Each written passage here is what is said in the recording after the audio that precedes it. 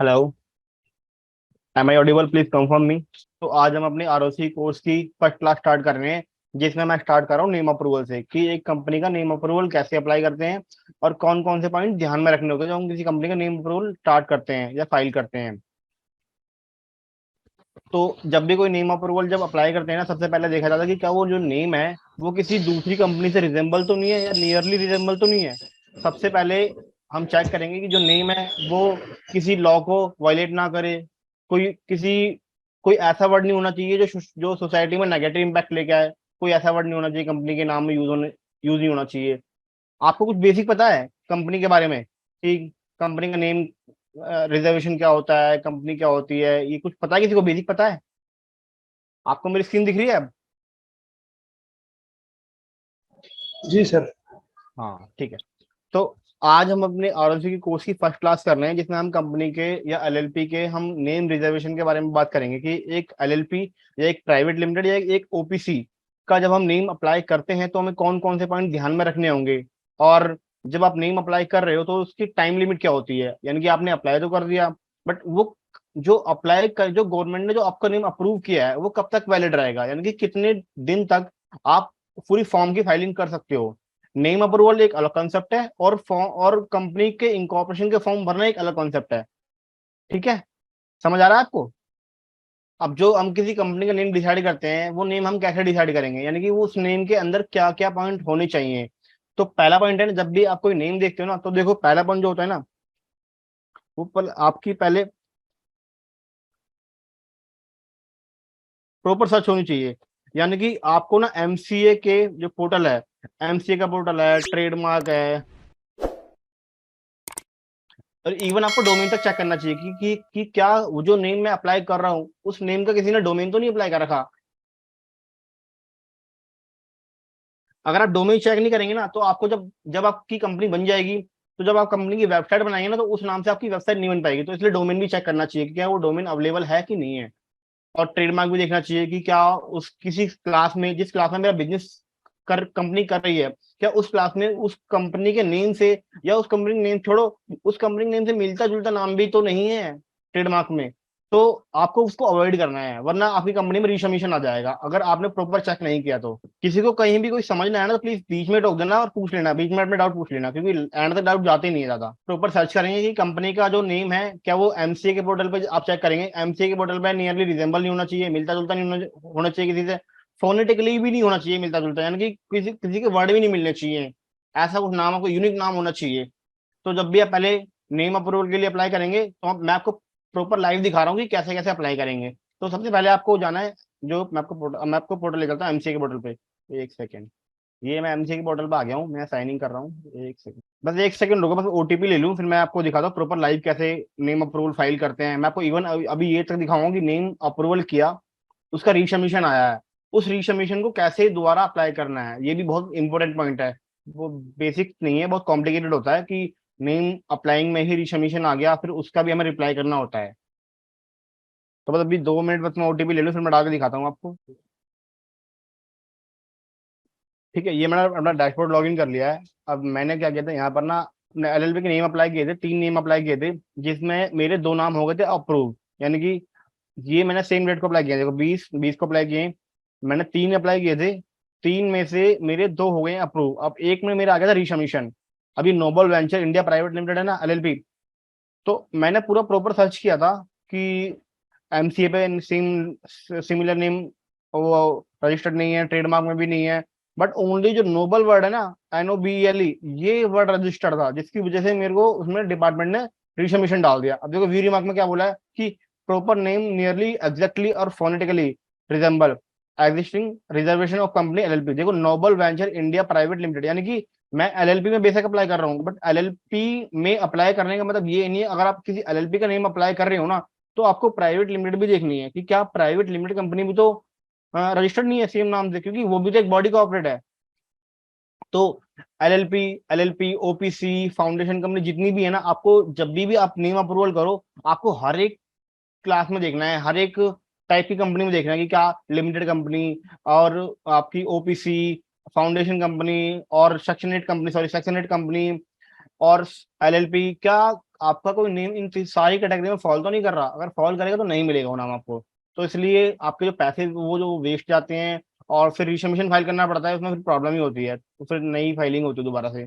तो इसलिए जब भी नेम अप्लाई करो, पहले प्रॉपर पॉइंट ध्यान में रखने हैं कि नाम किसी से मिलता जुलता नहीं होना चाहिए, ट्रेडमार्क में रजिस्टर्ड नहीं होना चाहिए, डोमेन भी नहीं होना चाहिए, क्योंकि बाद में आपको डोमेन भी नहीं मिलेगा। ठीक है, समझ आ रहा है आपको? ठीक है, तो जब भी आप नेम अप्रूवल के लिए, अभी हम आज सीखेंगे कि एलएलपी का नेम कैसे अप्लाई करना है। तो बेसिकली आप जाओगे यहाँ पर, यहाँ पे देखो एलएलपी ई फाइलिंग आ रहा है, एलएलपी ई फाइलिंग यहाँ पे करोगे आप, रन एलएलपी। रन एलएलपी का मतलब, ये रन की फुल फॉर्म है रिजर्व यूनिक नेम, यानी कि आप अपने नेम को रिजर्व कर रहे हो। पहले ये फॉर्म 1 हुआ करता था, अब इसको अमेंड करके रन एलएलपी कर दिया, क्योंकि पहले बहुत कॉम्प्लिकेशन थी, अब जो थोड़ा इसको इजी कर दिया गया है, तो बहुत इजी है। तो इस पर आप क्लिक करेंगे, आपका पूरा क्लिक करना है यहाँ पे, फिर यहाँ पे आपको, यहाँ पे देखो पर्पस ऑफ फाइलिंग, यानी कि जो नेम आप अप्लाई करते हो ना, उसके इसके लिए भी ना बहुत टाइप होते हैं कि आप क्या कर रहे हो। देखो, अब कोई कंपनी या एलएलपी या सेक्शन 8 कंपनी ऑलरेडी रजिस्टर्ड है किसी नाम से, अब वो अपने नाम को चेंज कर रही है, तो उसके लिए भी पहले उसको नेम अप्रूवल लेना ही पड़ेगा। तो एलएलपी पहले, जब भी कोई रजिस्टर्ड कंपनी नेम चेंज करेगी अपना, तो पहले उसका फिर ये वाला पॉइंट यहाँ पर आएगा, change of the name of existing LLP, यानी कि कोई सेम एलएलपी रजिस्टर्ड है, बट वो अब अपना नाम चेंज कर रही है, तो उसको इस वाले पॉइंट पर क्लिक करना पड़ेगा। हमारा पूरा का पूरा न्यू फॉर्मेशन है, ये सोचते हैं। तो कन्वर्जन, यानी कि दो एंटिटी आपस में मिली, अब दो एंटिटी ने अपने कन्वर्जन कर लिया, अब को नेम कुछ और रखना है उनको कन्वर्जन के बाद। तो ये ऑप्शन, यानी कि कन्वर्जन में, नेम चेंजिंग में, और जब जहां भी आपको नेम चेंज करना है, तो आपको पहले आपको नेम अप्रूवल लेना ही पड़ेगा।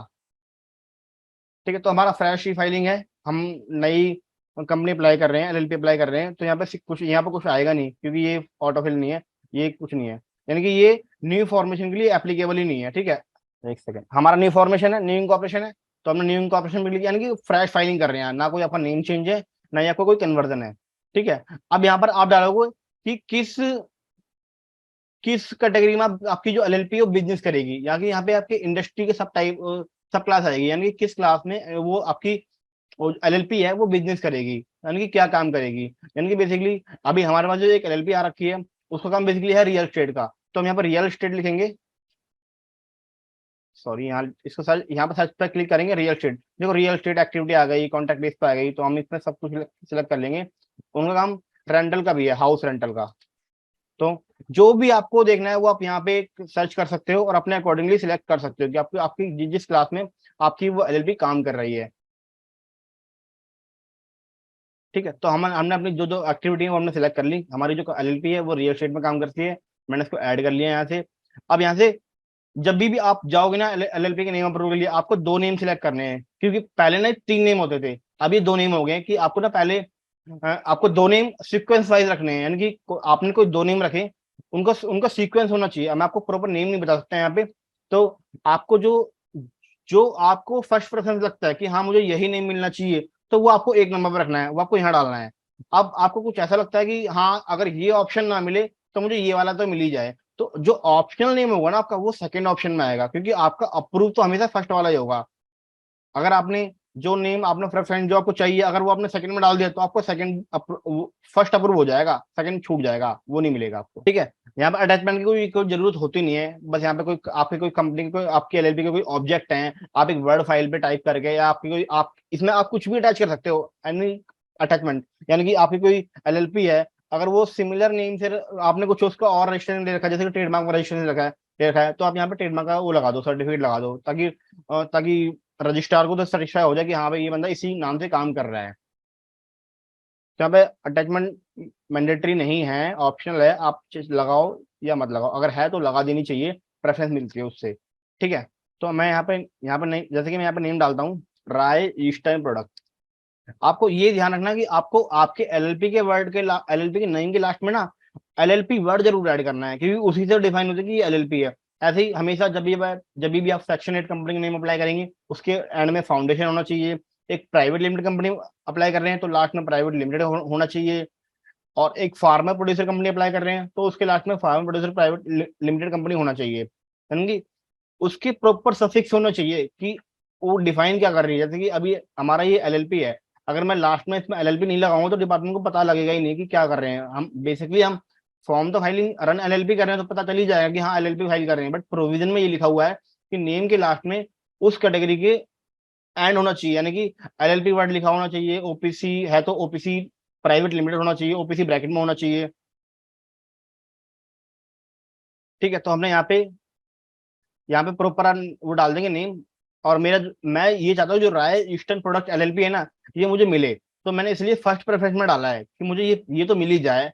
वैसे तो मैंने सर्च कर लिया कि ये नहीं है, नेम अवेलेबल कहीं भी, ट्रेडमार्क में भी नहीं है। और एमसीए पे मैंने कंपनी जो रजिस्टर्ड है, प्राइवेट लिमिटेड है, ओपीसी है, मैंने सब में सर्च कर लिया, नहीं है कहीं भी नेम। तो मैंने इसको फर्स्ट प्रेफरेंस दिया कि अगर ये ना मिले तो मुझे ये तो मुझे सेकंड वाला मिल जाए। पहली प्रेफरेंस मेरी ये वाली है कि मुझे ये मिलना चाहिए। ठीक है, अब सेकंड में जो नेम मेरा ऑप्शनल है कि अगर फर्स्ट वाला ना मिले तो सेकंड वाला मिल जाए मेरे को, तो मैं यहाँ पे अपना ऑप्शनल नेम डालूंगा। तो ऑप्शनल मेरा नेम था मेरा अहोम प्रोडक्ट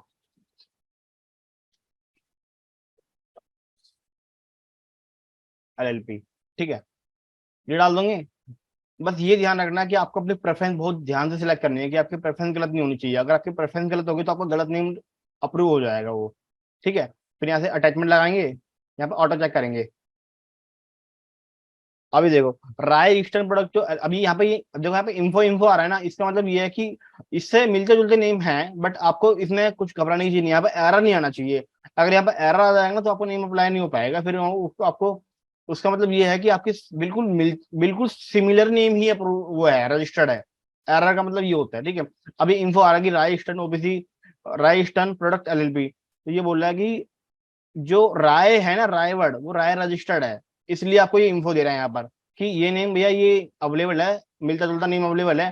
तो उसके लिए एनओसी के लिए बोलते हैं कि आप जो कंपनी रजिस्टर्ड है ना उससे एनओसी लेके आ जाओ और लगा दो, अगर आपकी कंपनी है तो। अगर सपोज करो जैसे कि एक कोई कंपनी है, अगर कोई एक एलएलपी है, उसको दो दो पार्टनर लगा के चला रहे हैं, दो पार्टनर वो चला रहे हैं। अब वो ऑलरेडी उस सेम नेम से एक पार्टनरशिप चलाते थे पहले, या प्राइवेट लिमिटेड चलाते थे। अब वो सेम नेम अप्लाई करेंगे ना तो उनको पहले वो सेम नेम तो नहीं मिलेगा, बट उससे मिलता जुलता जो नेम होगा, यानी कि उसका कोई एक वर्ड यूज करेंगे, तो उनसे पहले एनओसी लेके आनी पड़ेगी। पहले उनको एनओसी अटैच करनी पड़ेगी जब वो नेम अप्लाई होगा। ठीक है, तो यहाँ पे हमारा वो एरर नहीं है, तो हमारा सारी इन्फो है, तो हम इसको यहाँ पे सेव करेंगे। डाटा सेव हो गया, यहाँ से हम सबमिट कर देंगे। ये बोला कि submit for application name reservation या कैंसिल, यानी कि हम अभी क्योंकि रन एलएलपी अभी पहले नेम अप्लाई ही होगा। हमने इसको नेम अप्लाई किया, हाँ कंटिन्यू किया। अब यहाँ से 200 रुपये फीस मांगे, एलएलपी की नेम अप्रूवल के लिए 200 रुपये फीस जाती है। आप यहाँ पे मेक पेमेंट करेंगे या ऑनलाइन करेंगे सबमिट। फिर आपको यहाँ से कंफर्म करना है, इसको यहाँ से अपना बैंक सिलेक्ट करना है। बैंक सिलेक्ट करते करते जब आप नेम अप्लाई कर देंगे, उसके बाद मैं आपको पूरा करके दिखा देता हूँ, एक सेकेंड। बैंक सिलेक्ट करेंगे यहाँ पे, जैसे हमारा एचडीएफसी बैंक है, एचडीएफसी बैंक लिमिटेड। मैंने यहाँ सेलेक्ट किया एचडीएफसी बैंक लिमिटेड, V5TYUH। यहाँ इस पर क्लिक करेंगे, एक्नॉलेजमेंट पे करेंगे। ठीक है, फिर आपको यहाँ से कंफर्म कर देना है। कंफर्म करके आप नेक्स्ट नेक्स्ट जाएंगे, अपने नेट बैंकिंग आईडी पासवर्ड डालेंगे और पे कर देंगे। जब आप पे कर देंगे ना, पे करने के बाद आपको एक स्लिप मिल जाएगी, आपकी पेमेंट स्लिप होगी, उसको संभाल के रखना है उसमें, क्योंकि एसआरआर नंबर लिखा हुआ होता है। ठीक है, तो यहाँ से पेमेंट हो जाएगी।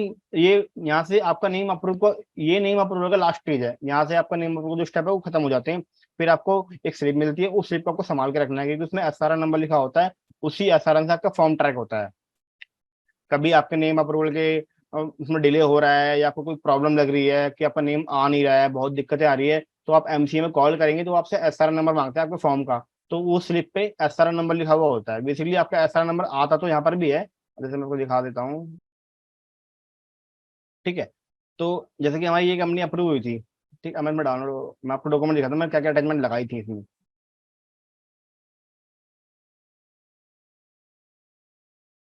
ये देखो, ये अप्रूव का स्टेटस आ रहा है, ये नेम अप्रूव हो चुका है मेरा।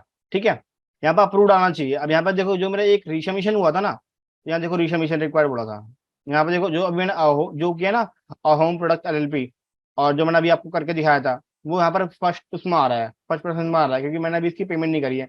अगर आपको अगर आप वहां से पे नहीं कर पाए तो आप यहाँ से भी डायरेक्ट पे कर सकते हैं, यहाँ से जाएंगे तो आपको यहाँ से ही पे हो जाएगा। बट ये ध्यान रखना कि अगर आपने एक बार पे किया और आपकी पेमेंट पेंडिंग में गई या एरर में गई तो 4 घंटे के लिए ब्लॉक हो जाएगी, 4 घंटे के बाद ही दोबारा पेमेंट होती है एमसीए में।